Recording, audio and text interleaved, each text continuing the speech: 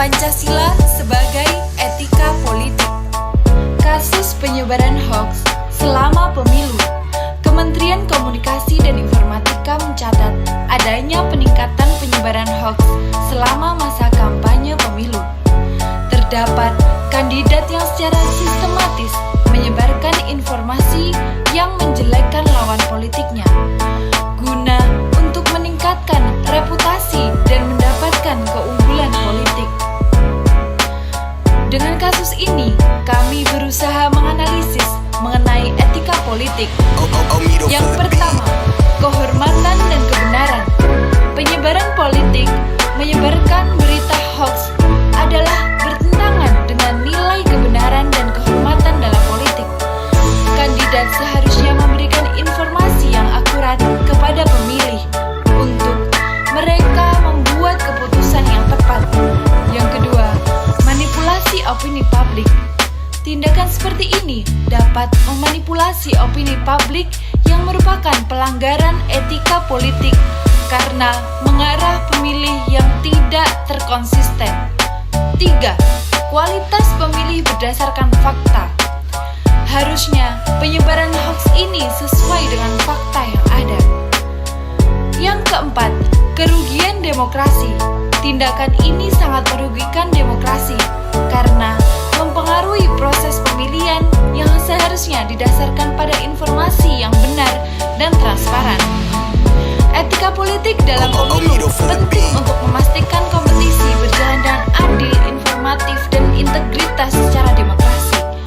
Upaya ini untuk menghilangkan penyebaran hoax yang tersebar di wilayah Indonesia.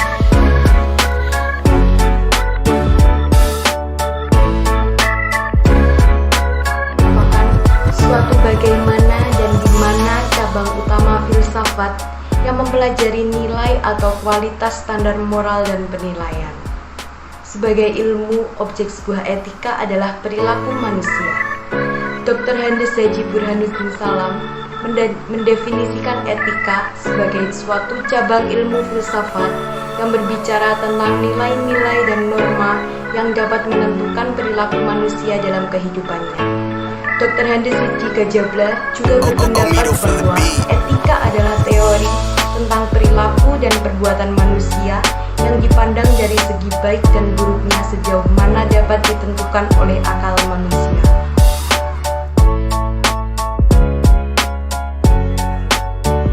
Fungsi-fungsi dari etika politik meliputi yang pertama, pedoman perilaku. Etika politik memberikan pedoman untuk perilaku yang jujur dan kejujuran dalam tindakan politik. Yang kedua adalah legitimasi.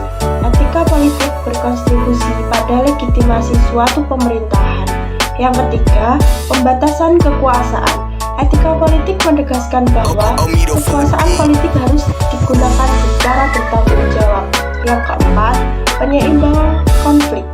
Etika politik membantu dalam menyeimbangkan konflik antara kepentingan individu, kelompok, dan kepentingan umum. Yang kelima adalah membangun kepercayaan.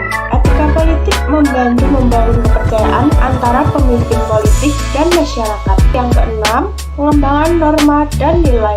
Etika politik berperan dalam pengembangan norma serta nilai-nilai yang dijunjung tinggi dalam sebuah masyarakat.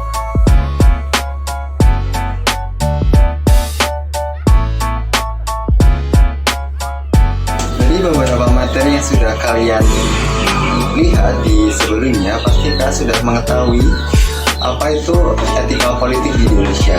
Nah, pada kali ini saya akan menjelaskan tentang manfaat dari etika politik itu sendiri. Jadi, etika politik memiliki 6 poin untuk manfaatnya. Yang pertama yaitu memperkuat demokrasi untuk memastikan kegiatan politik dilakukan secara transparan sehingga demokrasi berjalan dengan baik. Yang kedua, ada menciptakan kepercayaan masyarakat kepada pemerintah. Yang ketiga adalah stabilitas sosial, yang berarti menciptakan stabilitas di masyarakat sehingga tak ada lagi kesenjangan sosial di masyarakat tersebut. Yang keempat ada keadilan. yaitu menciptakan prinsip keadilan, kesejahteraan, dan hak asasi manusia, serta menjamin perlakuan adil di lingkup masyarakat. Yang kelima adalah pembangunan berkelanjutan. Pemerintah dapat mendorong pembangunan berkelanjutan terhadap lingkungan dan melalui kebijakan yang didasarkan untuk memenuhi kebutuhan masyarakat. Dan yang terakhir, yang keenam adalah resolusi konflik. Jadi, etika politik membantu menyelesaikan konflik secara damai dan konstruktif serta mencegah eskalasi konflik yang merugikan masyarakat dan kepemimpinan Indonesia.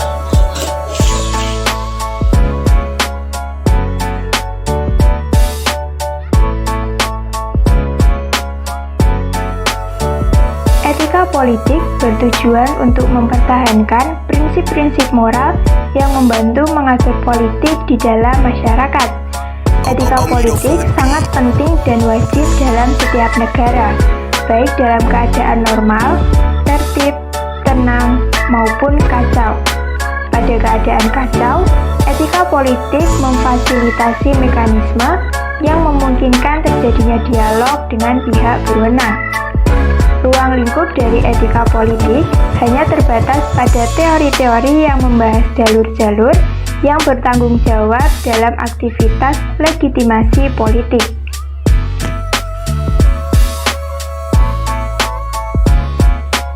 Keterkaitan kelima sila Pancasila dengan aspek politik Indonesia.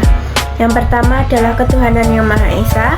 Indonesia menyadari bahwa nilai-nilai agama merupakan bagian dari kehidupan masyarakat dalam kehidupan bermasyarakat termasuk politik. Yang kedua adalah kemanusiaan yang adil dan beradab. Politik Indonesia harus berjalan dengan semangat kesopanan berdasarkan kebebasan dan supremasi hukum. Yang ketiga adalah persatuan Indonesia, yang dimana harus menjadi prinsip praktik politik Indonesia yang selalu menjaga dan melestarikan keanekaragaman dengan keberagaman negara. Sila keempat menyatakan bahwa seluruh kegiatan administrasi negara harus berjalan sesuai dengan hukum yang ada, mewakili kepentingan rakyat, dan memenuhi prinsip moral. Sila terakhir atau sila kelima menyatakan bahwa semua pelaksanaan negara bertujuan untuk meningkatkan kesejahteraan rakyat, dan untuk pemerataan kesejahteraan harus dilaksanakan dengan hati-hati